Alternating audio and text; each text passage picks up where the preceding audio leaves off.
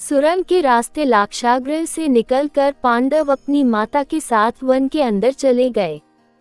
कई कोस चलने के कारण भीमसेन को छोड़कर शेष लोग थकान से बेहाल हो गए और एक वट वृक्ष के नीचे लेट गए। माता कुंती प्यास से व्याकुल थी, इसलिए भीमसेन किसी जलाशय या सरोवर की खोज में चले गए।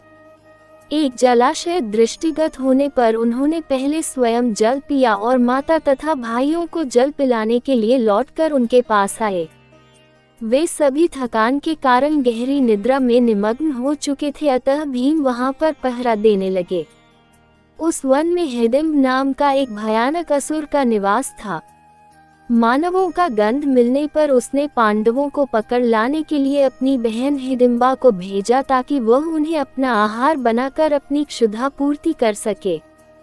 वहां पर पहुंचने पर हिडिंबा ने भीमसेन को पहरा देते हुए देखा और उनके सुंदर मुखारविंद तथा बलिष्ठ शरीर को देखकर उन पर आसक्त हो गई। उसने अपनी राक्षसी माया से एक अपूर्व लावण्यमयी सुंदरी का रूप बना लिया और भीमसेन के पास जा पहुंची। भीमसेन ने उससे पूछा, हे सुंदरी, तुम कौन हो और रात्रि में इस भयानक वन में अकेली क्यों घूम रही हो? भीम के प्रश्न के उत्तर में हिडिंबा ने कहा, हे नरश्रेष्ठ, मैं हिडिंबा नाम की राक्षसी हूँ। मेरे भाई ने मुझे आप लोगों को पकड़ कर लाने के लिए भेजा है, किंतु मेरा हृदय आप पर आसक्त हो गया है तथा मैं आपको अपने पति के रूप में प्राप्त करना चाहती हूँ। मेरा भाई हिडिंब बहुत दुष्ट और क्रूर है, किंतु मैं इतना सामर्थ्य रखती हूँ कि आपको उसके चंगुल से बचाकर सुरक्षित स्थान तक पहुँचा सकूं।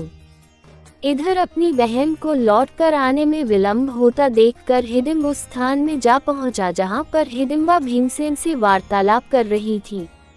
हिडिंबा को भीमसेन के साथ प्रेमालाप करते देखकर वह क्रोधित हो उठा और हिडिंबा को दंड देने के लिए उसकी ओर झपटा। ये देखकर भीम ने उसे रोकते हुए कहा, रे दुष्ट राक्षस, तुझे स्त्री पर हाथ उठाते लज्जा नहीं आती? यदि तू इतना ही वीर और पराक्रमी है तो मुझसे युद्ध कर।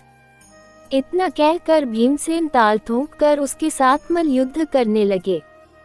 कुंती तथा अन्य पांडव की भी नींद खुल गई। वहां पर भीम को एक राक्षस के साथ युद्ध करते तथा एक रूपवती कन्या को खड़ी देखकर कुंती ने पूछा, पुत्री, तुम कौन हो? हिडिंबा ने सारी बातें उन्हें बता दी। अर्जुन ने हिडिंब को मारने के लिए अपना धनुष उठा लिया, किंतु भीम ने उन्हें बाण छोड़ने से मना करते हुए कहा, भैया, आप बाण मत छोड़िए, यह मेरा शिकार है और मेरे ही हाथों मरेगा। इतना कहकर भीम ने हिडिंब को दोनों हाथों से पकड़कर उठा लिया और उसे हवा में अनेकों बार घुमाकर इतनी तीव्रता के साथ भूमि पर पटका कि उसके प्राण पखेरु उड़ गए। हिडिंब के मरने पर वे लोग वहां से प्रस्थान की तैयारी करने लगे। इस पर हिडिंबा ने कुंती के चरणों में गिरकर प्रार्थना करने लगी, हे माता, मैंने आपके पुत्र भीम को अपने पति के रूप में स्वीकार कर लिया है। आप लोग मुझे कृपा करके स्वीकार कर लीजिए। यदि आप लोगों ने मुझे स्वीकार नहीं किया तो मैं इसी क्षण अपने प्राणों का त्याग कर दूंगी।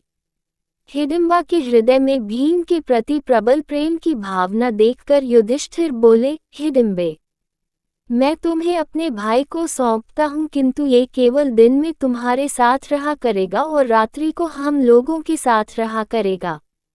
हिडिंबा इसके लिए तैयार हो गई और भीमसेन के साथ आनंद पूर्वक जीवन व्यतीत करने लगी। 1 वर्ष व्यतीत होने पर हिडिंबा का पुत्र उत्पन्न हुआ। उत्पन्न होते समय उसके सिर पर केश उत्कच न होने के कारण उसका नाम घटोत्कच रखा गया। वह अत्यंत मायावी निकला और जन्म लेते ही बड़ा हो गया। हिडिंबा ने अपने पुत्र को पांडवों के पास ले जाकर कहा, यह आपके भाई की संतान है, अतः यह आप लोगों की सेवा में रहेगा। इतना कहकर हिडिंबा वहां से चली गई। घटोत्कच श्रद्धा से पांडवों तथा माता कुंती के चरणों में प्रणाम करके बोला, अब मुझे मेरे योग्य सेवा बताएं। उसकी बात सुनकर कुंती बोली, तू मेरे वंश का सबसे बड़ा पौत्र है। समय आने पर तुम्हारी सेवा अवश्य ली जाएगी।